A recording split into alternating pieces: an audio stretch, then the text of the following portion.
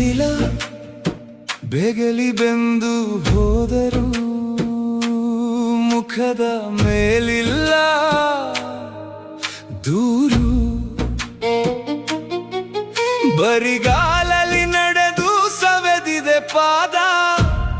ಅಳುವ ಕೇಳುವವರಾರು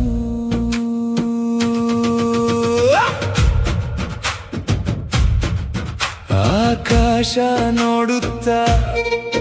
ಕಣ್ಣೀರು ಸುರಿಸುವ ಈ ಮಣ್ಣಿನ ಮಗನಿಗೆ ಹೊಟ್ಟೆ ತುಂಬುವ ಅನ್ನ ನೀಡುವ